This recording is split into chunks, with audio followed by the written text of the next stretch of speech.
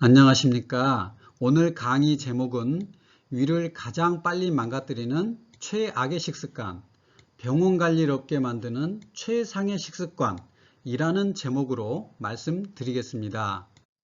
문제입니다. 내과 의사인 제게 가장 많이 호소하는 질환은 무엇일까요? 이 중에서 제게 가장 많이 호소하는 질환은 1번 소화기 질환, 특히 위 문제입니다. 이 위 질환의 증상은 소화장애, 속쓰림, 위통, 신트림, 헛배부름 등등 증상이 있고 질병은 이와 같은 여러 가지가 있습니다. 오랫동안 소화장애, 속쓰림 등으로 고생하신 분들과 수십 년 동안 위장약을 매일같이 드시는 분들께서 오늘 내용을 보시고 실천하신다면 위가 건강해져서 놀라게 될 것이라고 저는 확신합니다. 그리고 위장 문제로 병원에 갈 일이 거의 없게 되실 거라고 감히 말씀드릴 수 있습니다. 왜냐하면 수많은 위장 환자들을 진료하고 체험한 결과이기 때문에 제가 감히 확신을 가지고 말씀드릴 수 있습니다. 위가 건강하신 분들도 1년에 한두 번쯤은 아플 수 있기 때문에 오늘 영상이 유익하겠습니다. 진료실에서 위장 환자에게 제가 직접 설명하는 A4 용지를 여기에 그대로 가져왔습니다. 위장을 건강하게 유지하려면 식사량은 먹고 싶은 양의 80%만 드십시오. 약 2수저를 적게 드십시오. 현미나 잡곡이 좋은데 약 24시간 정도를 충분히 불려서 부드럽게 밥을 하십시오. 오래 씹기가 가장 중요합니다. 밥만 반찬 없이 오래 씹어 삼킨 후에 반찬이나 국을 드셔야 합니다.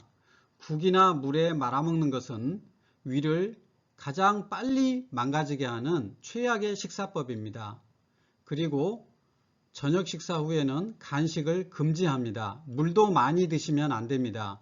위에게 휴식을 주어야 하기 때문입니다. 이런 음식을 좋고 이런 음식을 피하시고 커피도 줄여야 합니다. 일주일에 한 끼 금식은 위 건강에도 유익하고 몸 전체 건강에도 유익합니다. 비타민C 분말 하루에 2, 3회 식사 직후에 복용하십시오.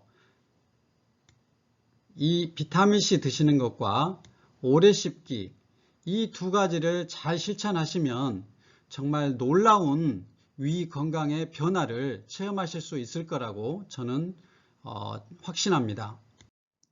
최악의 식사법이란 음식과 밥을 국이나 물에 말아먹는 식사법입니다.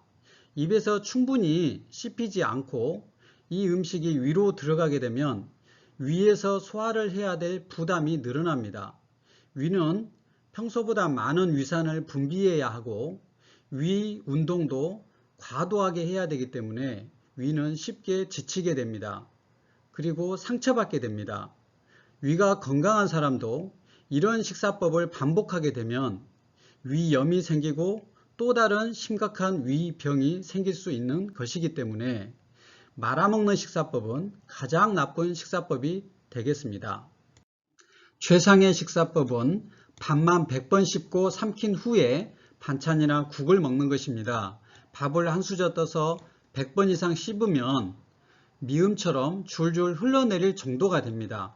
그러면 삼키시고 반찬이나 국을 그 다음에 드십니다. 이렇게 오랜 시간 동안 식사를 하신 후에 식사 직후에 비타민C 분말을 드십니다. 비타민C 분말은 식사 후 30분이 아니고 식사 직후에 드시는 것이 좋습니다. 물 한 모금을 입안에 머금은 상태에서 분말을 털어넣고 물과 함께 삼키시기 바랍니다. 물 한 컵에 타서 마시는 것은 추천하지 않습니다. 왜냐하면 위액이 희석되어서 소화에 방해가 되기 때문입니다. 비타민C는 전신 건강과 피로회복 목적으로 많이 드십니다. 그런데 강력한 소화작용이 있습니다.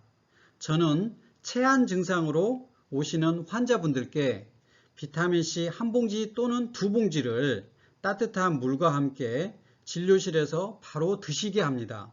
30분 내로 효과를 보시는 분들이 많이 계십니다.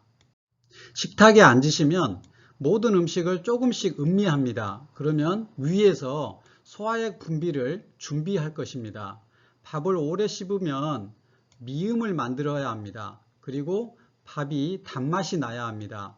그리고 고기류는 잘게 부수는 효과가 있습니다. 입에서 오래 씹으면 이 고기가 다진 고기처럼 잘게 부서집니다. 그러면 소화가 쉽게 되겠고, 이것은 탄수화물, 이 탄수화물이 계속 연결되어 있는데 이것을 잘게 잘라주는 그런 역할을 저작 기능이 하는 것입니다.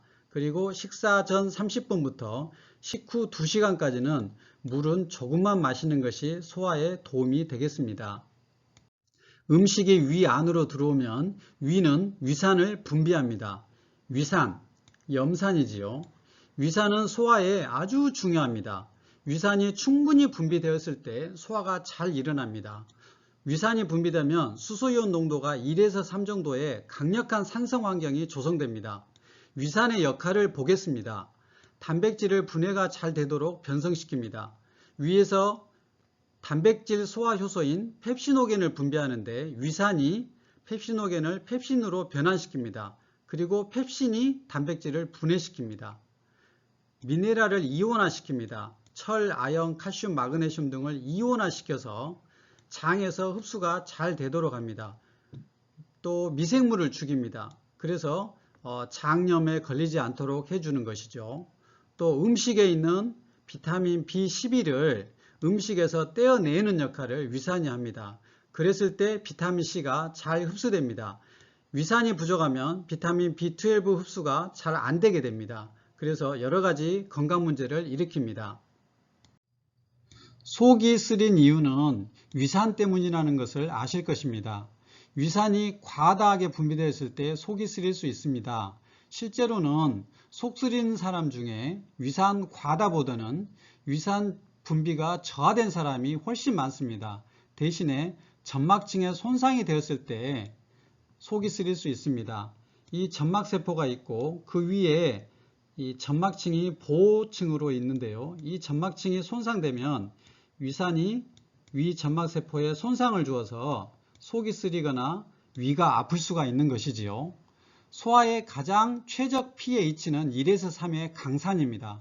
위산 분비가 저하되면 위 내에서 소화 시간이 길어지고 위 배출 시간이 지연됩니다. 그러면 점막층과 위산이 접촉하는 시간이 길어지고 점막층의 손상 가능성이 증가합니다. 또한 위산이 식도로 역류할 가능성이 증가합니다.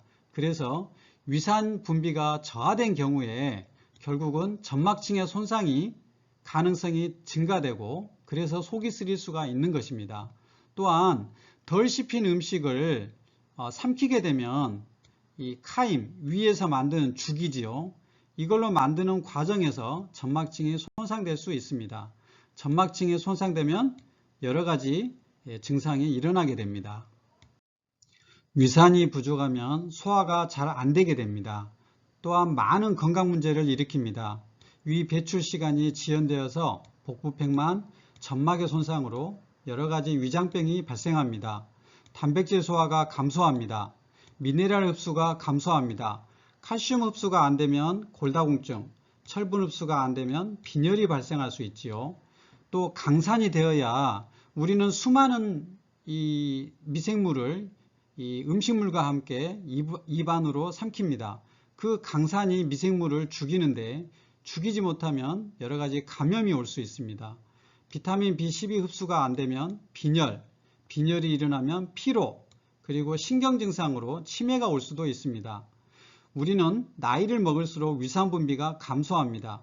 적은 위산으로 소화를 해야 하지요. 그러면 비타민C, 감식초, 오래 씹는 것, 소화효소 등이 필요하게 됩니다. 이제 정리하겠습니다. 위장병으로 병원에 가지 않는 비방입니다. 밥만 100번 이상 씹고 삼킨 후에 반찬이든 국이든 먹는 것입니다. 이게 가장 중요합니다. 식사 직후에 비타민C 분말 한 포를 먹는 것입니다. 식사 30분 후가 아니고 식사 직후입니다. 한 가지 추가적으로 말씀드릴 것은 설사가 있거나 배탈이 있을 때는 비타민C 분말을 잠시 중단하셔야 합니다. 왜냐하면 설사를 더 악화시킬 수가 있기 때문에 그때만 중단하셔야 합니다. 식사 전 30분부터 식후 2시간까지는 물 마시는 것을 자제해야 합니다. 위액이 희석되지 않기 위해서입니다. 저녁 식사 후에 잠자기까지 간식을 금지합니다. 이렇게 하면 위에 휴식을 주어서 위가 건강해질 수 있습니다. 이상으로 위장병의 요령에 대해서 말씀드렸습니다. 감사합니다.